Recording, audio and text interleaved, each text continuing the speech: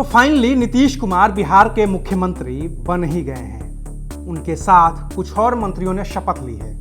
अब तक नीतीश कुमार सीएम बनते रहे हैं तो साल 2015 को छोड़कर उनके डिप्टी सुशील मोदी ही रहे हैं। लेकिन इस बार बीजेपी के दबाव में नीतीश कुमार को अपने डिप्टी को बदलना पड़ा। सुशील मोदी की जगह ले ली है तारकिशोर प्रसाद और रेणु देवी ने। इससे सुशील मोदी दुखी तो होंगे, लेकिन उन्हें दुखी होना नहीं चाहिए। उन्हें दुखी क्यों नहीं होना चाहिए, इसकी वजह संवैधानिक है, और वो क्या है, इसी पर मिलेगा आपको आज का बिन मांगा ज्ञान।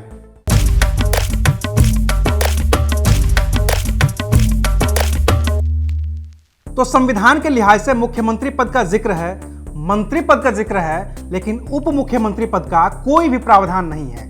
उप मुख्यमंत्री कहने के लिए सिर्फ उप मुख्यमंत्री होता है, उसे शपथ भी कैबिनेट मंत्री के तौर पर ही दिलाई जाती है और उसे सुविधाएं भी सिर्फ कैबिनेट मंत्री के तौर पर ही मिलती हैं। ठीक यही बात उप प्रधानमंत्री के साथ भी है। संविधान में उप प्रधानमंत्री का भी कोई पद नहीं होता है, लेकिन आजादी के बाद गठित जिस सरकार में पंडित जवाहरलाल नेहरू प्रधानमंत्री बने, सरदार वल्लभ भाई पटेल उसी सरकार में उप प्रधानमंत्री बने थे। संविधान के लिहाज से उप प्रधानमंत्री हो या फिर उप मुख्यमंत्री, सरकार में ऐसी कोई स्पेशल रैंक नहीं होती है।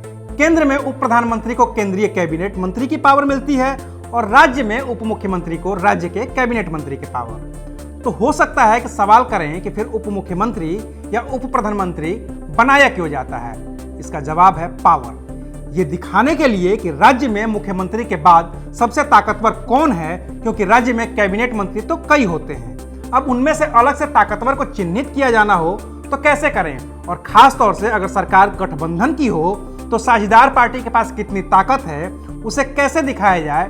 तो फिर जिक्र होता है उप मुख्यमंत्री का, क्योंकि आमतौर पर तो मंत्री की ताकत उसके पोर्टफोलियो से तय होती है, लेकिन अगर गृह और वित्त जैसा विभाग किसी मंत्री को मिल जाए तो वो मुख्यमंत्री के बाद सबसे ताकतवर हो जाता है। इसी ताकत को दिखाने के लिए उप मुख्यमंत्री का नाम दे दिया गया है। लेकिन आप उप मुख्यमंत्री की ताकत का अंदाजा कुछ ज्यादा लगा लें, उससे पहले मैं आपको उप मुख्यमंत्री की ताकत की सीमाएं बता देता हूं। उप मुख्यमंत्री कभी भी मुख्यमंत्री की तरह ताकतवर नहीं हो सकता है।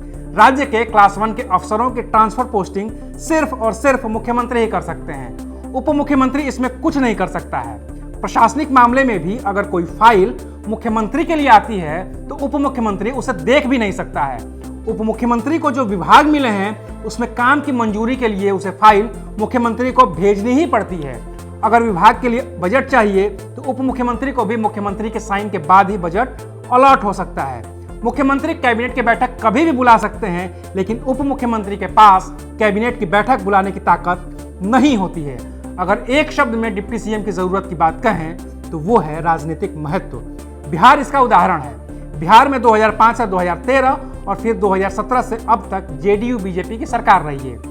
मुख्यमंत्री जेडीयू से नीतीश कुमार रहे हैं, लेकिन बीजेपी को अपना राजनीतिक वर्चस्व दिखाने के लिए सुशील मोदी को डिप्टी सीएम बनाना था, जिनके पास बिहार सरकार के वित्त समेत कई महत्वपूर्ण विभाग थे। इस उप मुख्यमंत्री को लेकर एक किस्सा है आंध्र प्रदेश का। बात आजादी के ठीक बाद की है। टी प्रकाशम मुख्यमंत्री बने थे। उस वक्त नीलम संजीव रेड्डी को उप मुख्यमंत्री बनाया गया था, लेकिन तब नीलम संजीव रेड्डी ने उप मुख्यमंत्री के पद को गैर जरूरी बताते हुए पद की शपथ लेने से मना कर दिया था।